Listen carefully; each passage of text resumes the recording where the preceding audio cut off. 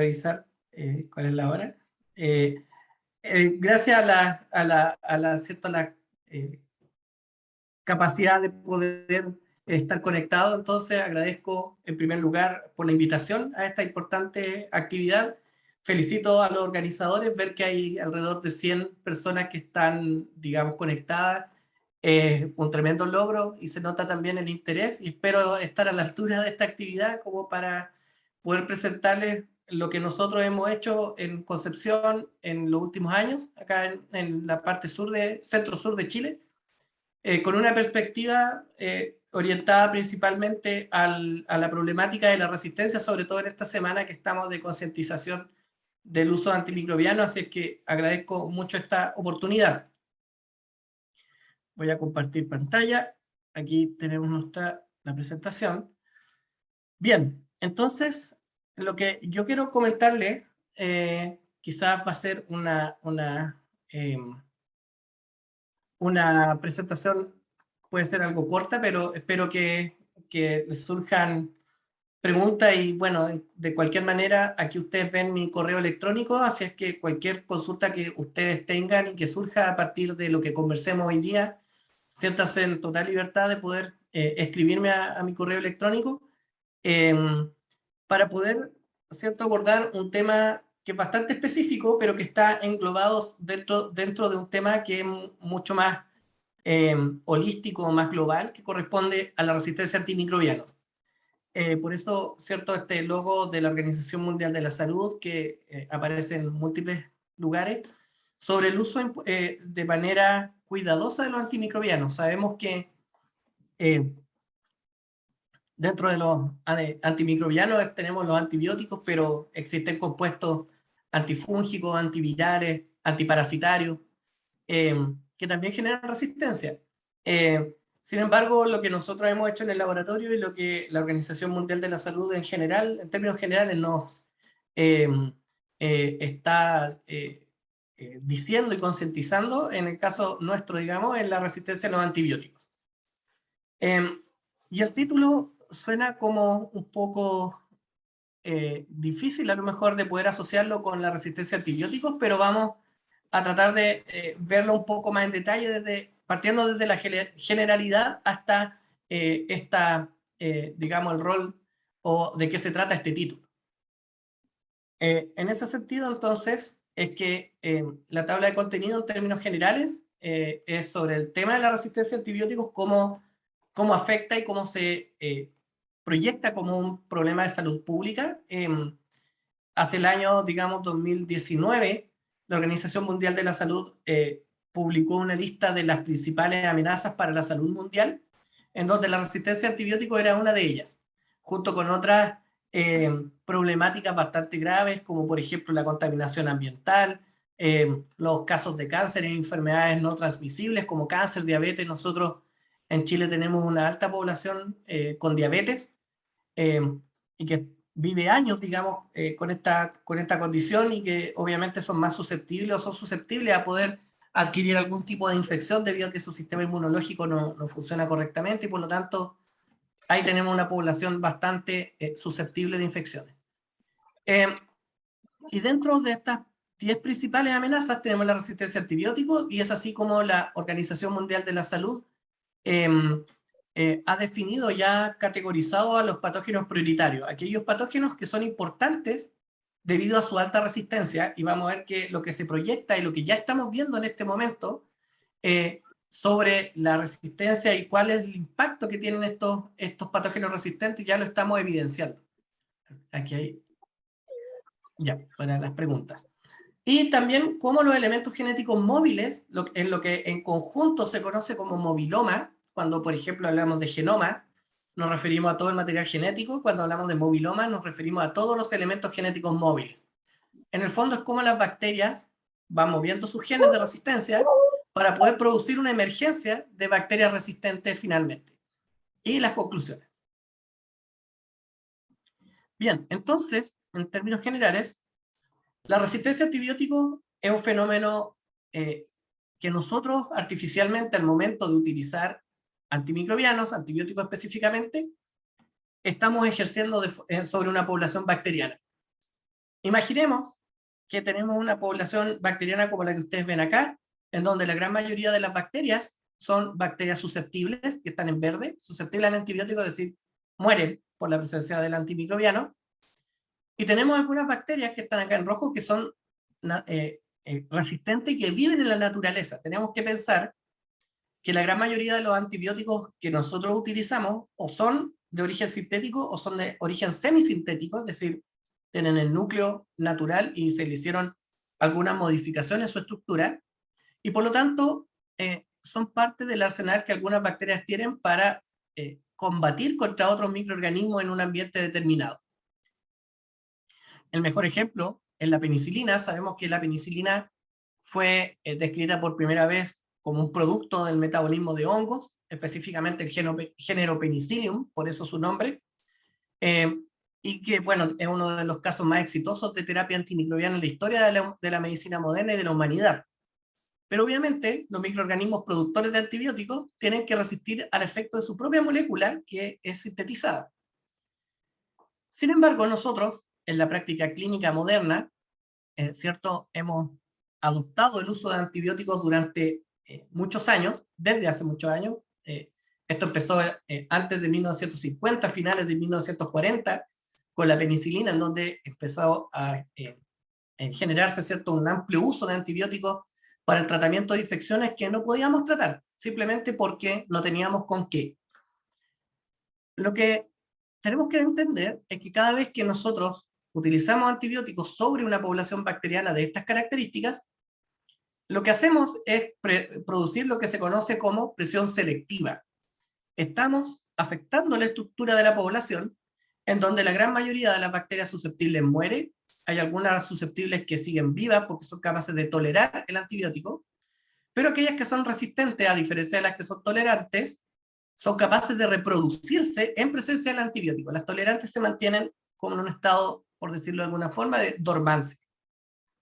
Entonces, después del uso de antimicrobianos, nosotros lo que hacemos es modificar la estructura de la población bacteriana con una predominancia muy clara de bacterias resistentes, como ustedes pueden ver acá, que son aquellas que dominan esta población. Pero aquí es donde el tema de esta charla cobra mayor relevancia y aquí es donde en la foto general, digamos, es donde nos vamos a ubicar. Aquellas bacterias que son resistentes son capaces de transferir su material genético a bacterias que no eran resistentes y por lo tanto ahora estas bacterias resistentes, es decir, que eran susceptibles, ahora se pueden volver resistentes a los antibióticos gracias a estos fenómenos o mecanismos de transferencia horizontal de genes. Este es el fenómeno que nos interesa. A partir de eso uno podría pensar que no deberíamos usar antibióticos porque en el fondo estamos generando esto. Sin embargo, sin los antibióticos probablemente la gran mayoría de los que estamos en esta reunión estaríamos muertos producto de estas infecciones bacterianas que mataban a un alto porcentaje de la población. ¿Cuándo y dónde se genera este problema? Cuando usamos mal los antibióticos en contextos que no corresponden. Por lo tanto, estamos generando esta presión selectiva de manera innecesaria. Por ejemplo, el uso de antibióticos en veterinaria. En nuestro país, en Chile, el uso de antibióticos durante mucho tiempo en veterinaria fue un sobreabuso y un mal uso. En medicina humana es muy característico, ¿cierto?, el tratamiento de la gripe común. En Chile nosotros tenemos estaciones en el año en donde tenemos una alta carga de infecciones virales en la época invernal. Y la gran mayoría de la gripe es viral, pero sin embargo hay gente que toma antibióticos, dice voy a tomar antibióticos, tengo gripe, y obviamente lo estamos usando mal. Hay que saber usarlo y por eso el lema de la OMS de usarlos con cuidado o sabiamente o con criterio. ¿Por qué? Porque este trabajo, que ya se convirtió en un clásico a esta altura, que es del año 2016, nos muestra que para ese año se estimaba que en el mundo se producían alrededor de 700.000 muertes asociadas a infecciones causadas por bacterias resistentes, lo cual era un número no menor considerando que tenía una prevalencia relativamente cercana. Sin embargo, a otras características o a otras causas de muerte. Sin embargo, en esta proyección se estima que desde el año, tomando en cuenta estos datos del año 2016, 700.000 muertes, al año 2050 se estima una cantidad de muertes de alrededor de 10 millones de personas asociadas, digamos, a infecciones resistentes o causadas por bacterias resistentes. Si es que no hacemos nada, si es que no tomamos medidas para poder controlar este fenómeno. Y el impacto sería tan grande que digamos, esto representaría un mayor número de muertes que lo que al año 2016 se asociaba al cáncer a nivel mundial. Por lo tanto, es un problema gigante que probablemente hace 40 o 50 años atrás ni siquiera lo teníamos considerado debido a que pensábamos que con los antibióticos habíamos logrado eliminar, digamos, y prácticamente erradicar todo tipo de infecciones bacterianas. Sin embargo, las bacterias llevan miles de millones de años antes que nosotros en el planeta y por lo tanto son capaces de adaptarse prácticamente a todos los ambientes y condiciones, incluyendo antibióticos. Estos datos eran una proyección del año 2016, en donde, en respuesta a toda esta emergencia, la Organización Mundial de la Salud, entonces, generó esta lista de patógenos prioritarios resistentes a antibióticos, en donde la resistencia era una de las 10 principales amenazas para la salud humana definida por la OMS en el año 2019. Y esta lista se publicó en el año 2017, perdón, el 2019 se definió la resistencia como una amenaza. Y tenemos un grupo que es bastante interesante, que corresponde a los patógenos de prioridad crítica. Estos son los chicos malos del vecindario, como aparecen acá. Principalmente por su elevada resistencia a antibióticos. Y aquí tenemos a bacterias gram negativas principalmente del género Acinetobacter baumannii, Pseudomonas aeruginosa, que son bacilos gram negativos no fermentadores, resistentes a este grupo de antibióticos que corresponde a los carbapenémicos. Los carbapenémicos son consideradas la última línea terapéutica para el tratamiento de infecciones graves causadas por bacterias resistentes. En el fondo es prácticamente nuestro último recurso. Y obviamente si tenemos bacterias resistentes a carbapenémicos, que puede ser Acinetobacter, Pseudomonas o miembros de la familia Enterobacteriaceae, como por ejemplo Klebsiella, Proteus, Escherichia coli, etc. Entonces hablamos de patógenos de prioridad crítica, porque prácticamente no existen antibióticos para su tratamiento. Y luego tenemos patógenos de prioridad alta o elevada, en donde existen bacterias involucradas en infecciones comunitarias adquiridas fuera del hospital, perdón, como el caso del Helicobacter pylori, relativamente prevalente en la población chilena. De hecho, Mario hizo su tesis de magíster en nuestra universidad en el laboratorio del Helicobacter pylori. También tenemos a Campylobacter, a Salmonella, Neisseria gonorrhea, que es un gran problema, muchas veces subdiagnosticada. Y luego tenemos aquellos de prioridad media que tienen una menor predominancia, pero que hay que poner ojo producto de este perfil de resistencia aumentado. En ese sentido, entonces, que esta charla está enfocada principalmente a aquellos patógenos de prioridad crítica, los más resistentes en un hospital, y que estos patógenos se caracterizan por estar involucrados en infecciones asociadas a la atención en salud. Es decir, normalmente afectan a pacientes que están inmunocomprometidos, pacientes hospitalizados, y este problema se estima que se vio, o esta proyección, digamos, se estima que se vio favorecida y acelerada producto de la pandemia. Y la pregunta es, ¿por qué en la pandemia, si la pandemia actual de COVID es causada por un virus, y el problema está en que la gran mayoría de los pacientes que fueron ingresados a hospitales en estados graves, digamos, se les administró antibióticos de forma profiláctica para evitar que, estando en el hospital, podía no morir por el virus, pero podía adquirir una infección bacteriana resistente en el hospital y también morir. Por lo tanto, de forma preventiva se utilizó durante la pandemia de forma bastante importante los antibióticos y recién estamos viendo las consecuencias de esto. Y ustedes pueden ver que en general la Organización Mundial de la Salud tiene a estos patógenos clasificados como patógenos de prioridad crítica, y la CDC de Estados Unidos también tiene su propia lista, y ustedes pueden observar que Acinetobacter, Pseudomonas también son amenazas serias. en Estados Unidos tienen a Neisseria gonorrea como una bacteria de, digamos, de prioridad o un grupo urgente, digamos. Lo mismo que Clostridium o Clostridioides difficile en este momento. Por lo tanto, estos patógenos en general se agrupan en este acrónimo denominado ESCAPE o ESCAPE, porque son bacterias capaces de escapar al efecto de las moléculas antibióticas.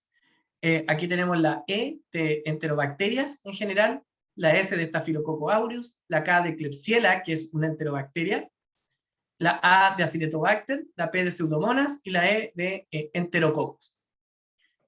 Por lo tanto, quedarse con la idea que tenemos un grupo escape y que los miembros de este grupo escape son categorizados como prioridad crítica por la OMS. Ahí tenemos un serio problema. Y este trabajo es un trabajo súper relevante, lo que ustedes ven acá, porque después de la proyección, de esta proyección de O'Neill, que básicamente todos quedamos con miedo porque vamos a tener un problema gigante, pero no existían datos robustos que pudieran afirmar que esta proyección era correcta de aquí al año 2050.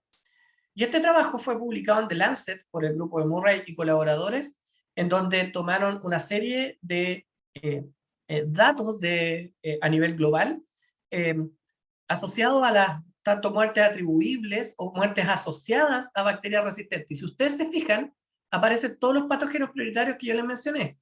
Acinetobacter, Escherichia coli, que es una enterobacteria, lo mismo que Klebsiella, Pseudomonas aeruginosa, Staphylococcus aureus, y aparece Streptococcus pneumoniae, que es de prioridad media. Aquí lo tenemos. Entonces, este grupo aparece en este mismo trabajo. Lo relevante de esto es que ustedes pueden observar que cada una de estas barras corresponde a un grupo bacteriano. Y epidemiológicamente tienen un comportamiento bastante distinto si, por ejemplo, nos enfocamos en países de Europa Central, de Europa del Este y en zonas de Asia Central, en donde hay una predominancia de muertes, tanto atribuibles como asociadas a Escherichia coli, enterobacterias. Luego tenemos países de altos ingresos, en donde tienen un problema principalmente con Staphylococcus aureus, que es un problema, por ejemplo, en Estados Unidos, y Escherichia coli también. Y tenemos nuestra zona geográfica, que es Latinoamérica y el Caribe, en donde ustedes pueden observar que tenemos una predominancia principalmente de Escherichia coli, tanto en muertes atribuibles como asociadas, y por lo tanto, estos grupos de escape efectivamente está generando muertes en diferentes partes del mundo. Aquí tenemos entonces a nuestros países, Latinoamérica y el Caribe. Y si nosotros desglosamos los datos, ustedes pueden observar que el mayor número de muertes es lo que está en rojo y entre naranjo y hacia el rojo es lo más alto y hacia el azul lo más bajo. Y pueden ver cuáles son los principales problemas. Acinetobacter resistente al menos a un antibiótico, Escherichia coli resistente al menos a uno, Klebsiella pneumoniae resistente a un antibiótico, Staphylococcus aureus, Streptococcus pneumoniae. Luego tenemos de aquí de todos los patógenos, fíjense, tanto los resistentes a carbapenémicos, patógenos prioritarios, y lo asociado al total de patógenos resistentes a fluoroquinolonas.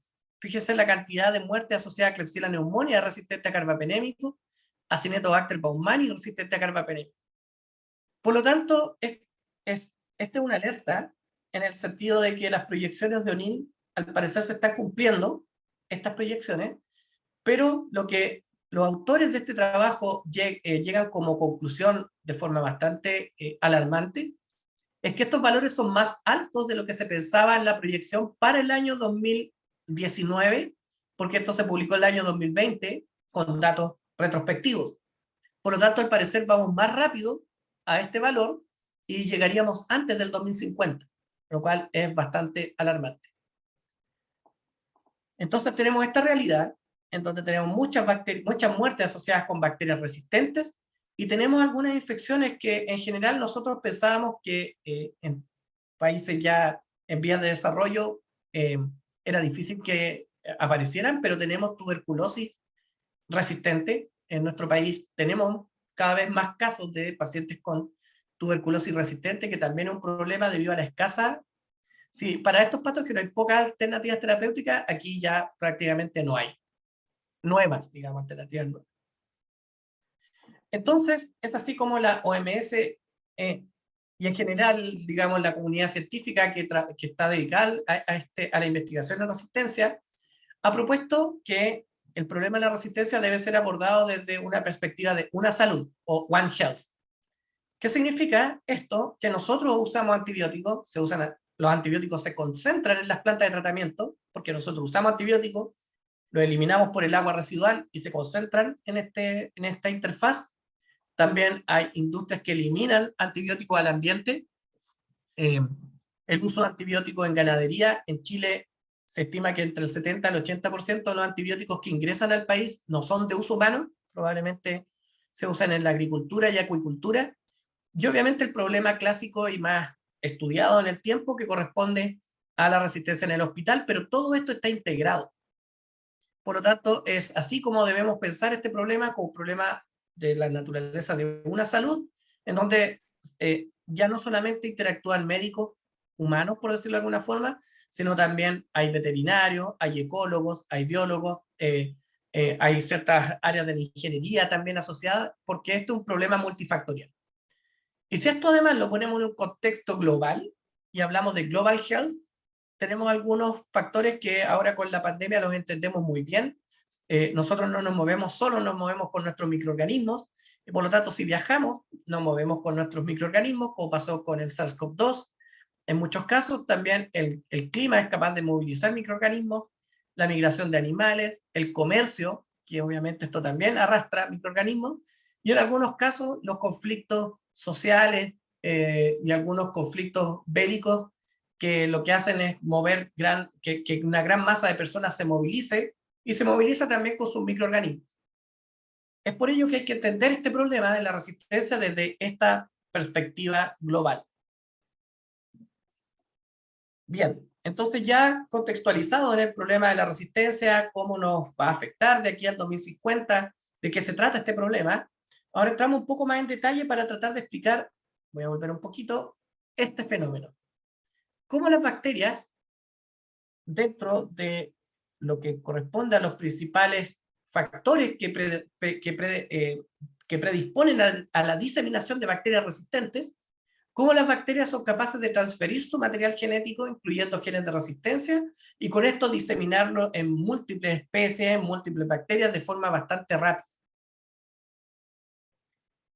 Y para ello hay que entender algunos conceptos clave de la biología de bacterias, en que existen diferentes elementos genéticos involucrados en la diseminación. Principalmente en el tema de la resistencia a antibióticos se ha estudiado bastante el rol de los plásmidos. ¿Qué son los plásmidos? Los plásmidos son estructuras, digamos, de ADN, es elemento genético extracromosomal, que en muchos casos es capaz de ser transferido mediante un proceso denominado conjugación, desde una bacteria dadora hasta una bacteria receptora. Existen otros mecanismos como la transducción mediada por bacteriófagos o la transformación, que es la captura de ADN desde el medio extracelular. Sin embargo, este proceso de conjugación mediada por plásmidos es considerado como uno de los principales mecanismos de diseminación de genes, de transferencia horizontal de genes. Es decir, aquí lo predominante, lo que tiene mayor impacto más bien, corresponde a la conjugación en donde participan estas estructuras extracromosomales que pueden portar genes de resistencia en su estructura. Bien.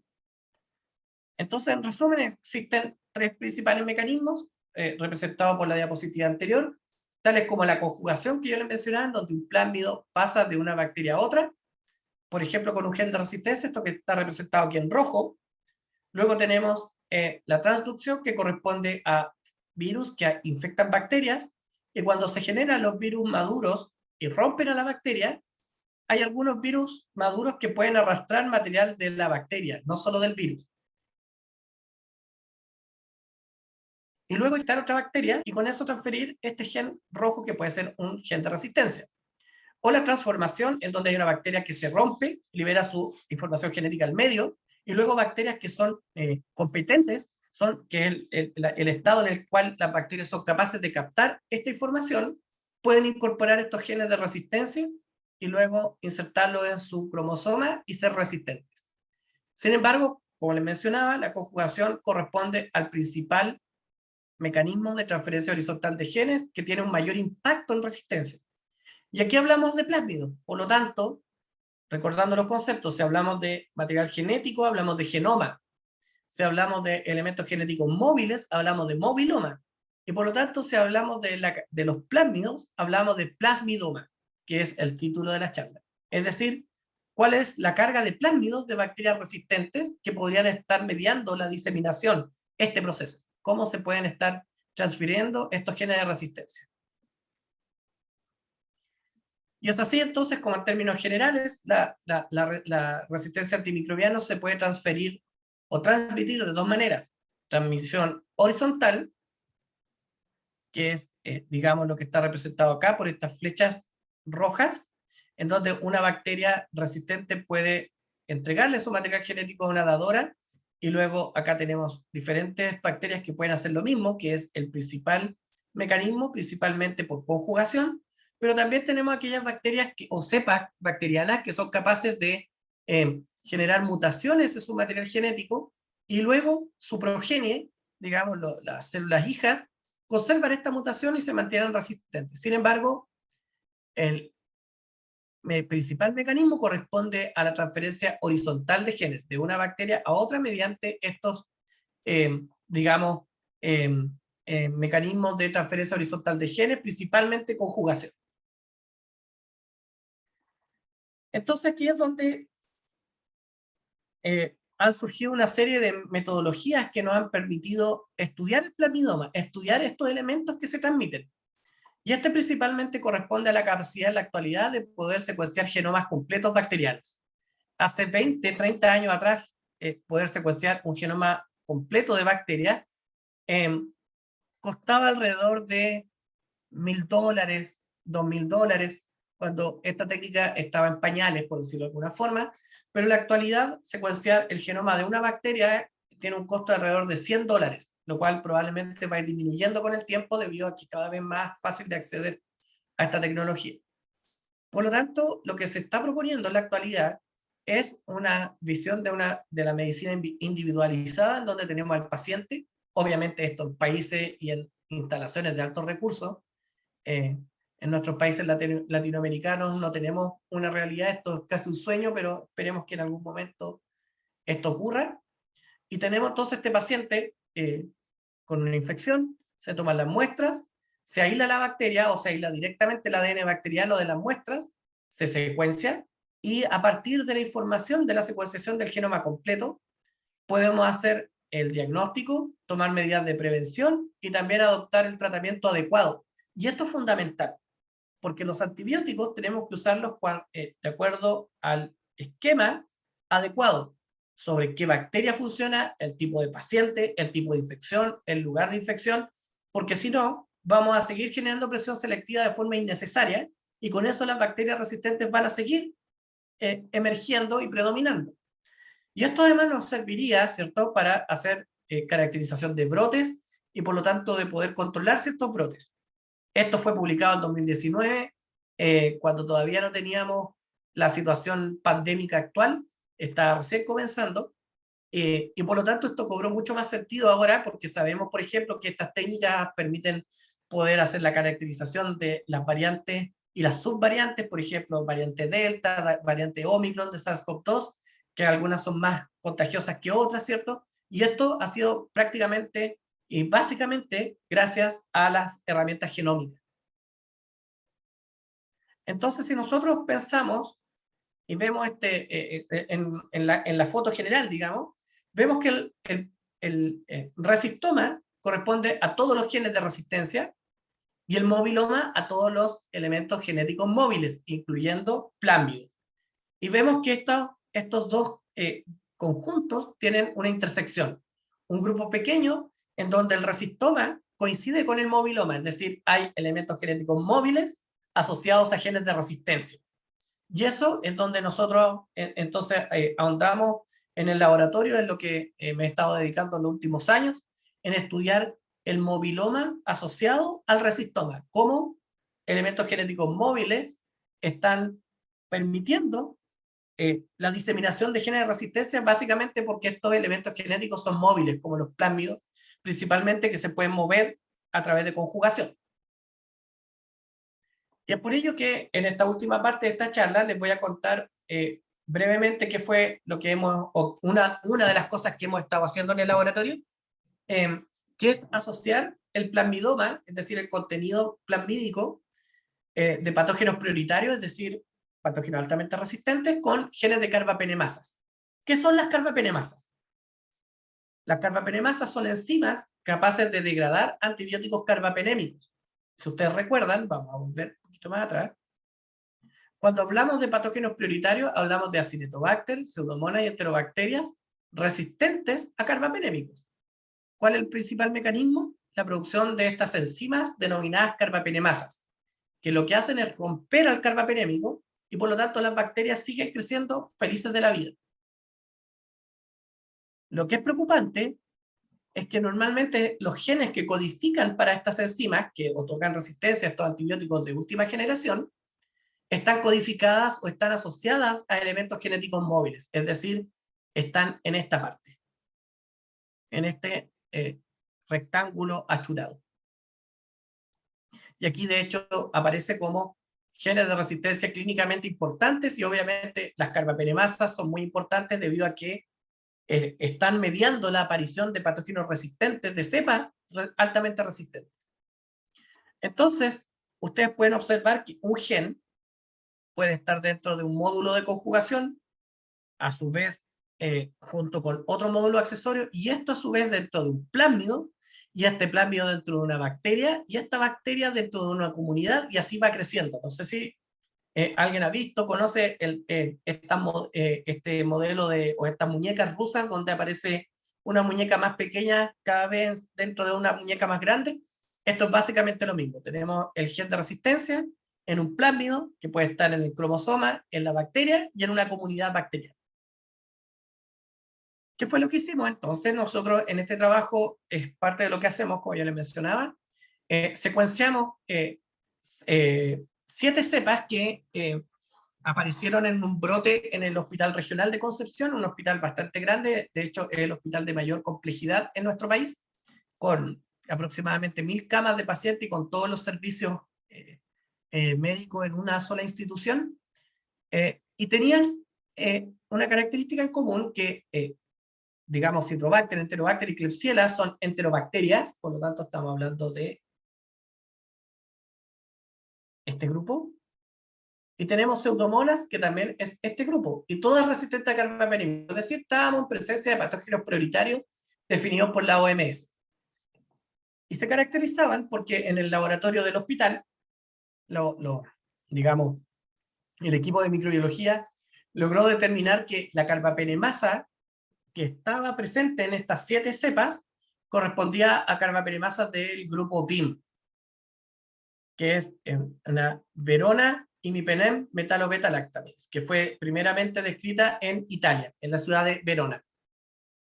Y en la actualidad está diseminada en todo el mundo. Entonces nosotros teníamos estas 7 cepas productoras de VIM, es decir, resistentes a carbapenémicos, gracias a este gen.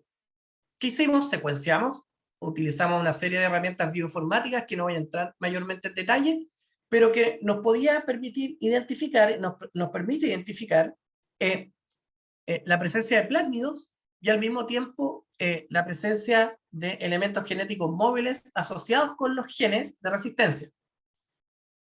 ¿Qué hicimos entonces? Acá tenemos las 7 cepas que yo les mencionaba, y todos estos puntitos negros, digamos, corresponden a secuencias dentro del genoma bacteriano que están asociadas a plásmidos. Son parte de plásmidos, parte de elementos genéticos móviles. Entonces tomamos toda esta información genética asociada a plásmidos y buscamos múltiples genes de resistencia, y ustedes pueden ver que no solamente portaban genes de resistencia a betalactámicos, a carbapenémicos, como VIM, por ejemplo, acá tenemos VIM, sino que además a otros grupos de antibióticos como las tetraciclinas, sulfametoxazol, también hay aminoglicósidos. Entonces, aquí tenemos un problema, que al parecer estos elementos genéticos móviles no solamente están asociados a carbapenemasa y a ciertos tipos de antibióticos, sino que su paso de una bacteria a otra probablemente pueda generar un proceso que se conoce como coselección. Es decir, tengo un antibiótico que está presente en el medio, la bacteria tiene el plásmido que otorga resistencia a ese antibiótico, pero además otorga resistencia a 4 antibióticos más. Por lo tanto, el solo paso de ese plásmido de una bacteria a otra produce que esa bacteria, que era muy susceptible, sea resistente inmediatamente a esos 4 antibióticos, debido a que este elemento acarrea todos estos genes de resistencia, como ustedes pueden ver acá. Entonces aquí tenemos un problema bastante grave, porque tenemos un proceso en que hay bacterias que están dispersando múltiples genes de resistencia entre bacterias, y por lo tanto estamos ante la emergencia de múltiples de bacterias multidrogoresistentes en general. Y es así como hay que pensar entonces esto, como yo les mencionaba, como un modelo de muñeca rusa en que tenemos el gen de resistencia asociado a elementos genéticos con otros genes de resistencia, y así hasta llegar al plásmido, y este plásmido se disemina. Y aquí nosotros tenemos un ejemplo. Aquí tienen un elemento genético móvil conocido como transposón, que este transposón, cuando es más complejo y se asocia a otros transposones, puede tener un gen de resistencia que está aquí en verde, y este gen de resistencia se puede asociar después a esta estructura denominada integrón, y esto a su vez puede estar formando estas estructuras cada vez más complejas que se van insertando en unidades cada vez más grandes, como por ejemplo plásmidos, islas genómicas que son aún más grandes, y estas grandes unidades se pueden transferir a otra bacteria acarreando todos estos genes en un solo paso. Esa es la principal razón por la cual se considera a la conjugación como el principal mecanismo de diseminación de genes de resistencia en el entorno hospitalario. ¿Y nosotros qué detectamos? Detectamos que de estas 7 cepas tenemos estas 5 cepas, que hay 2, que el gen BIM estaba asociado con integrones, es decir, estaba en esta estructura. Y este integrón, en esta estructura, a su vez estaba dentro de plásmidos. Es decir, teníamos justamente esta configuración de muñecas rusas y estamos ante esta presencia. Por lo tanto, cuando tenemos la presencia de este tipo de estas características, digamos, estamos en presencia de bacterias o de elementos genéticos móviles, más bien, altamente diseminables, que se les denomina promiscuos. Es decir, tenemos elementos genéticos que son capaces de pasar entre una especie bacteriana a otra, sin ningún problema, porque estas estructuras se repiten. Y vemos que están todas repetidas. Aquí tenemos este integrón, el mismo tipo de integrón, el 689, presente prácticamente todas. Por lo tanto, podemos estar asumiendo que este integrón está en un elemento genético móvil más grande que se disemina fácilmente en el hospital. Y esto ya para terminar, es así como, debido a la importancia de los elementos genéticos móviles en general, es que se ha propuesto esto es bastante experimental, que es un mecanismo para poder evitar, o una estrategia para evitar usar antibióticos en la medida de lo posible, que tiene que ver entonces con una técnica basada en CRISPR, que es una técnica de edición genética, en donde se genera, digamos, el ARN guía, que toma, digamos, esta enzima que corta el ADN, y este ARN guía entonces va dirigido contra plásmidos, es decir, ahora tener la tecnología para destruir plásmidos con genes de resistencia. Este ARG es Antibiotic Resistant Gene. Por lo tanto, estamos hablando de un plásmido de resistencia, pero porque podríamos eventualmente generar herramientas basadas en la genómica, capaces de reconocer estos plásmidos resistentes y destruirlos, y por lo tanto eliminar estos genes de resistencia, y con eso disminuir la presión de resistencia en un entorno determinado. Bien, entonces, como principales conclusiones, en primer lugar, recalcar la importancia de la diseminación de carbapenemasas, porque estos son los genes que codifican para las carbapenemasas, son los genes involucrados, al parecer, en la emergencia y en la aparición de múltiples cepas resistentes a carbapenémicos, es decir, están mediando la aparición de patógenos prioritarios catalogados por la OMS que están asociados con altas tasas de mortalidad a nivel mundial. La pregunta es, ¿cuál es el rol de plásmidos? Que a su vez portan transposones, que a su vez portan integrones. Este famoso, o este esquema, digamos, o modelo tipo muñeca rusa. Y para eso, entonces, es importante adoptar técnicas de secuenciación de genoma completo para poder estudiarlo. Sin estas técnicas es imposible, para poder entonces adoptar las medidas de control adecuadas para poder controlar, valga la redundancia, brotes causados por bacterias resistentes. Tenemos un paciente, por ejemplo, con una bacteria resistente identificada y secuenciada, y sabemos que ese paciente hay que aislarlo, hay que evitar que esté en contacto con otros pacientes, y tiene todo un cuidado para evitar esta diseminación.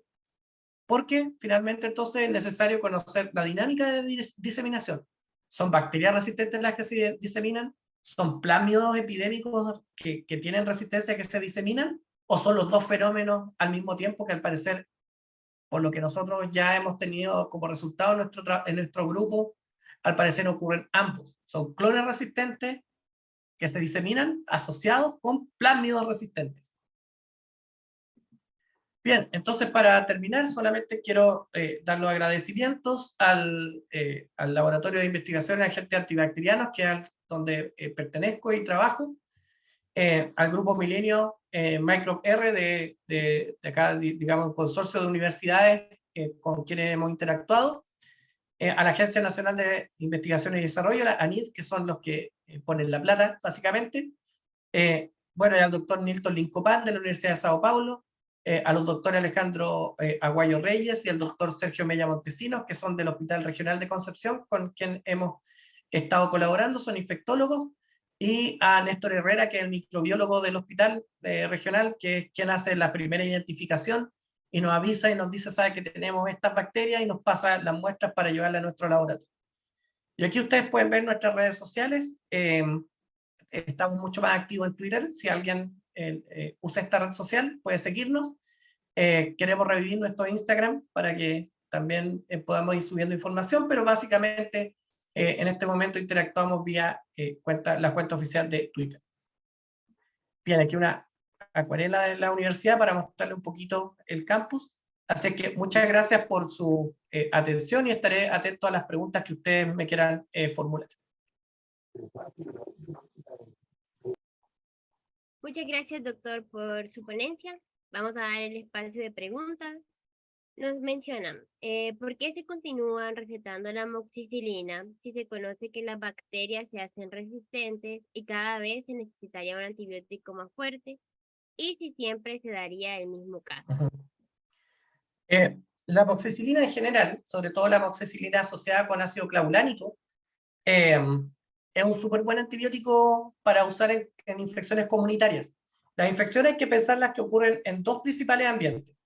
La principal está digamos, las infecciones comunitarias que ocurren fuera del hospital, que normalmente están relacionadas con bacterias que son bastante susceptibles a antibióticos, porque en la comunidad hay menos presión selectiva. Pero cuando hablamos de bacterias que están involucradas en infecciones en un hospital, normalmente se trata de bacterias que son altamente resistentes a antibióticos. Por lo tanto, el uso de amoxicilina con ácido clavulánico, por ejemplo, normalmente está orientado al tratamiento de infecciones comunitarias, más que infecciones hospitalarias. Tenemos muy poca susceptibilidad de amoxicilina, muy poca actividad de amoxicilina en bacterias resistentes. Sobre todo en gram negativo, la amoxicilina prácticamente no tiene ninguna actividad cuando hablamos de infecciones asociadas a la atención en salud. Pero en la comunidad, una faringitis bacteriana o una infección de piel, un absceso, por ejemplo, relativamente fácil de tratar, la amoxicilina y otras alternativas funcionan muy bien. Muchas gracias, doctor. Otra pregunta es, ¿todos los serotipos de las bacterias críticas que usted mencionaba anteriormente, estas poseen los genes de resistencia? ¿Cómo le pregunté? No le entendí muy bien. Si todos los serotipos de las bacterias que usted mencionó que son críticas, todos tienen genes de resistencia. Ok. No, eso es súper importante, porque no hay que pensar que, por ejemplo, tenemos una infección por Pseudomonas aeruginosa o por Acinetobacter baumannii, la prevalencia normalmente y la tendencia es que sean resistentes. Pero al día de hoy todavía tenemos buena susceptibilidad en algunos casos de bacterias que pueden normalmente ser resistentes por la literatura, pero ahí juega un rol fundamental el laboratorio de diagnóstico. Nosotros hemos visto que hospitales tienen una epidemiología muy particular y pueden estar en la misma ciudad, pero tienen bacterias diferentes con perfiles de resistencia distintos, dentro de la misma especie bacteriana. Y que al contrario, nosotros con el problema de COVID, en que no teníamos camas disponibles en el país, empezamos en Concepción a recibir pacientes de Santiago, que en Concepción no teníamos algunos genes de resistencia que eran muy comunes. Teníamos, por ejemplo, Pseudomonas aeruginosa, pero relativamente fáciles de tratar. Y de Santiago, entonces venían pacientes con Pseudomonas aeruginosa muy difíciles de tratar y llegaron al hospital y por lo tanto ahora tenemos la misma realidad, porque la gente se mueve con sus bacterias. Por lo tanto, no siempre hay que pensar que si hablamos de Pseudomonas es resistente. Aquí es fundamental la información y la data que genere el laboratorio clínico o el laboratorio de diagnóstico en relación a las susceptibilidades. Perfecto, doctor, gracias. La siguiente, ¿el cromosoma bacteriano juega algún papel importante en la transferencia de genes de resistencia bacteriana? ¿O los genes de resistencia se limitan únicamente a plasmids? Ese es un tema, es un tremendo tema, y muchas gracias por la pregunta, porque nosotros recién estamos incorporando este tema en nuestra investigación. Existen elementos genéticos grandes denominadas islas genómicas y elementos movilizables conjugativos que pueden insertarse en el cromosoma. Pueden ser parte del cromosoma y bajo ciertas circunstancias salen del cromosoma, se circularizan y pueden pasar a otra bacteria.